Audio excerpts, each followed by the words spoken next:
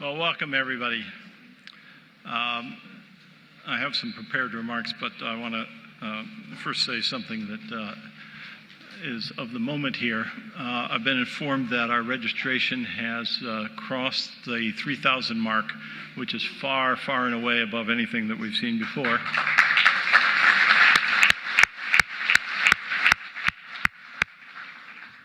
From my technical background, I always like to try to find out the reason why. Is it because of controversy? Is it because of the good weather? Is it because of London? Or maybe something else. And the other thing which struck me is that this is one of the few times that you have seen me where I'm not stuck in the position of following Fadi. What a relief. So welcome to ICANN50. Because it's 50, we're going to indulge a little bit looking back as well as looking forward.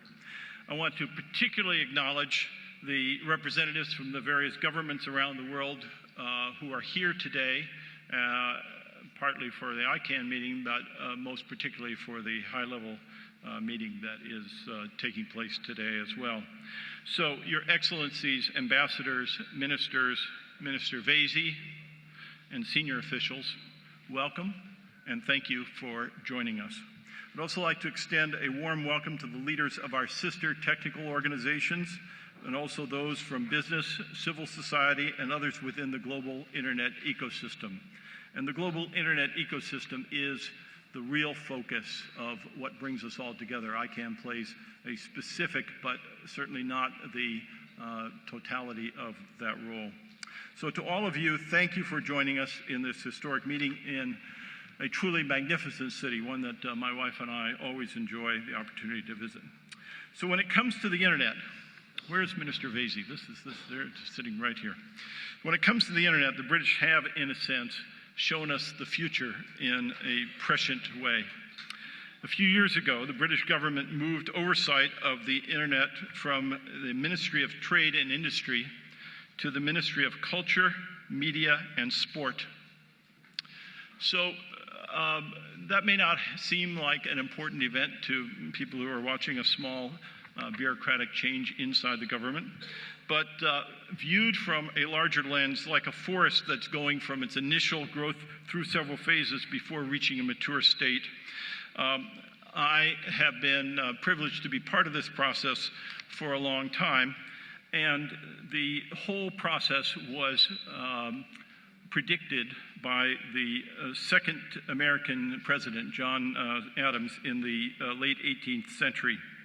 He wrote, "I must study politics and war so that my sons may have the liberty to study mathematics and philosophy.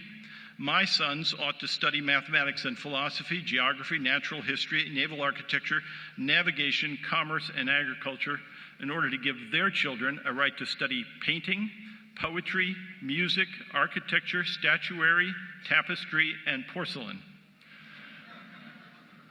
So this all started out in the U.S. Department of Defense, has moved by steps through departments of trade and industry around the world, and now we know where the final resting place is. Music for everybody.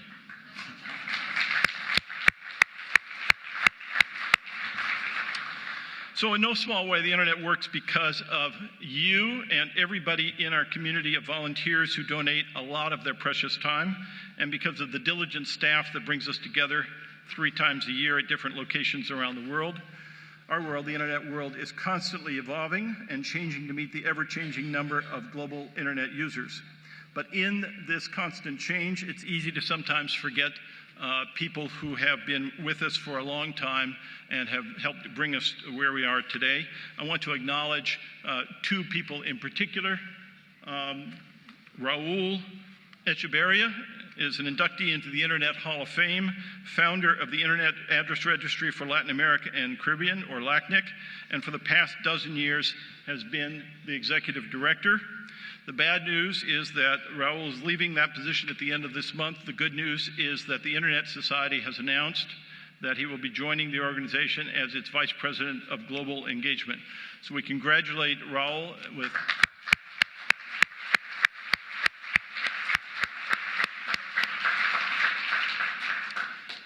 another longtime friend and trusted colleague, Leslie Cowley. For as long as Raoul has been leading LACNIC, Leslie has been leading Nominet, the internet registry in the UK for the .uk domain. After 12 years of leading Nominet, Leslie is relinquishing the leadership. Baroness Rennie Fritchie, chair of the Nominet board, will speak to us in a few minutes. I should note that Leslie is not slowing down at all. She's told us that she's looking forward to spending a bit of time with her classic 1996 Kawasaki.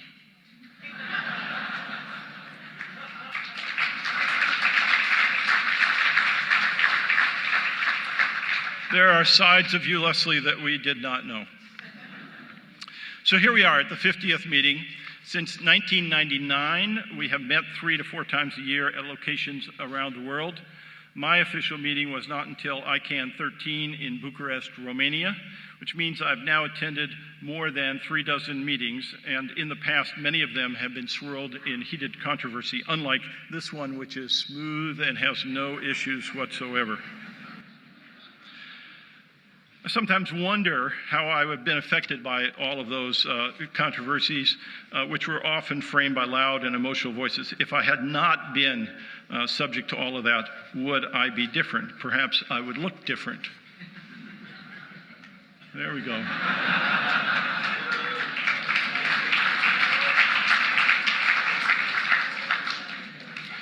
I think that picture makes this clear. It's not the hair that makes the man, it's the glasses. ICANN today is different than the ICANN of yesteryear. In the 12 years that I've served on the board and been with the organization, I've seen a lot of changes. It's running smoothly and far more efficiently. Stability and respect now define the organization and the community. The supporting organizations and advisory committees have grown and become vibrant, vital, and effective parts of our organization. They've grown in numbers, knowledge, internal organization, etc. Staff has grown, as has our budget, but it hasn't always been that way.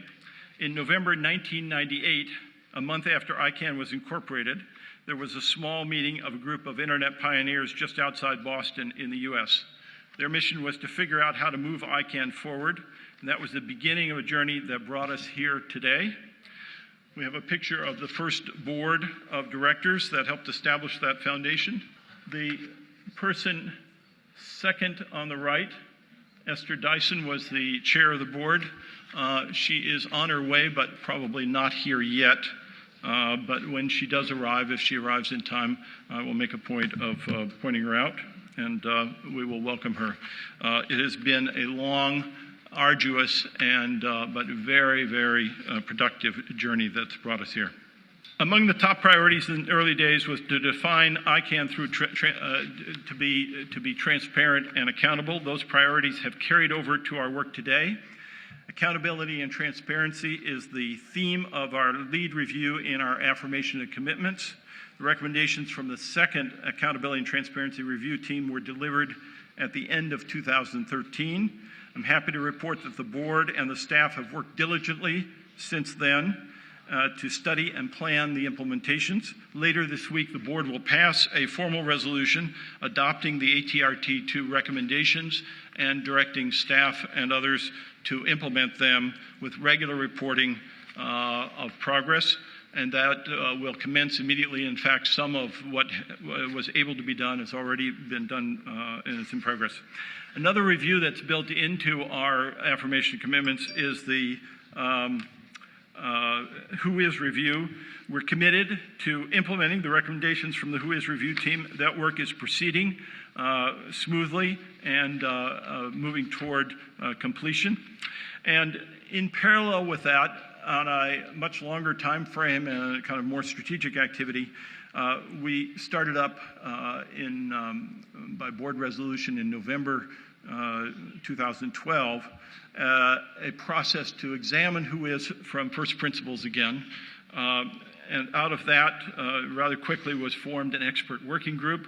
That working group has delivered up its report just shortly before this meeting, and there will now be an extended period of examination of that.